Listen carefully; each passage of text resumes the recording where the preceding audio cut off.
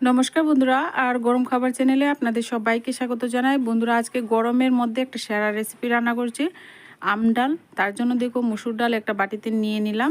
এর মধ্যে পরিমাণ মতো জল দিয়ে মুসুর ডালটাকে কিছুক্ষণ ভালো করে কষলিয়ে ধুয়ে নিয়ে 2-3 বার জল পাল্টে ধুয়ে পরিষ্কার করে নিয়ে মুসুর ডালটাকে ভিজিয়ে রাখবো।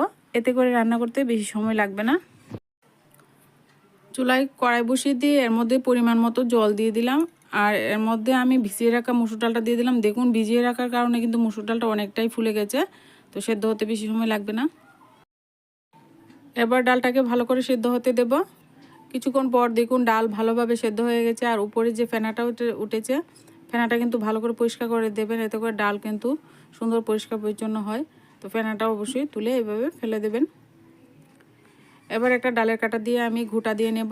আপনারা চাইলে কিন্তু প্রেসার কুকারেও রান্না করতে পারেন। ডাল কিন্তু ঠিকঠাকভাবে দেখুন সেদ্ধ হয়ে গেছে। এবার একটা ডালের কাটা দিয়ে ঘুঁটা দিয়ে নেব। ডালটাকে একদম মিহি করে মসৃণ করে কিন্তু ডালটা সুন্দর করে ডালের কাটা দিয়ে ঘুটে নিয়েছি। 4-5টা চেরা কাঁচা লঙ্কা দিয়ে দিলাম। পরিমাণ মতো একটু হলুদ গুঁড়ো দিয়ে দিচ্ছি। আর এই সিজনে দেখবেন আম ডালটা খেতে ভীষণই ভালো লাগে। কয়েকদিন পরে দেখবেন আম পেকে যাবে, আর আমরা ওইসব রেসিপি কিন্তু অনেক মিস করি। আর সিজন থাকতে থাকতে এইসব রেসিপি কিন্তু খাওয়া খুবই দরকার। আমগুলিও দিয়ে দিচ্ছি। আমগুলিকে দিয়ে 1 মিনিটের মতো রান্নাটা করে নেব। তারপর কিন্তু একটা বাটিতে আমি ঢেলে নেব। তারপর কিন্তু ফোড়ন দিয়ে নেব।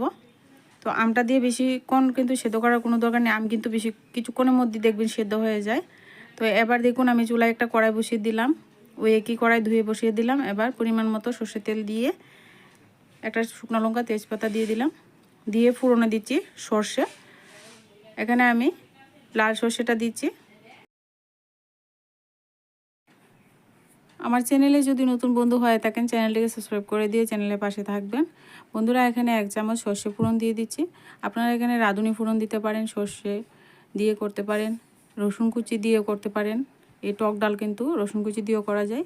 সর্ষে ফোড়নটা একটু লাল লাল করে ভেজে নিচ্ছি, আর উপর থেকে একটা ঢাকনা দিয়ে রাখছি যাতে সর্ষেটা ছিটকে গায়ে না পড়ে।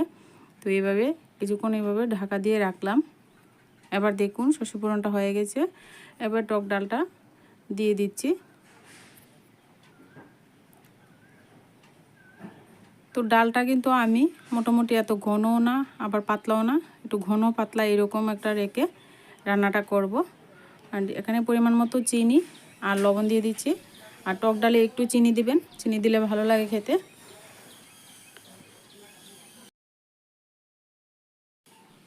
এবার 1 মিনিট রান্নাটা করে নিলেই কিন্তু রেসিপি পরিবেশন করার জন্য রেডি হয়ে যাবে। 1 মিনিট ডালটাকে আরও ফুটিয়ে নিচ্ছি। আর আমি কিন্তু মোটামুটি একটা পাতলা টাইপেরই ডাল আজকে রান্না করেছি। আপনারা ডাল ঘন বা পাতলা যে কোনোভাবে রাখতে পারেন আপনাদের পছন্দ অনুযায়ী। রেসিপিটা ভালো লাগলে বন্ধুরা ভিডিওতে লাইক কমেন্ট করতে ভুলবেন না। আজকে ভিডিওটা এ পর্যন্তই, দেখা হচ্ছে নেক্সট ভিডিওতে। তো দেখুন কত সুন্দর হয়েছে ডাল, নামিয়ে পরিবেশন করে নিচ্ছে।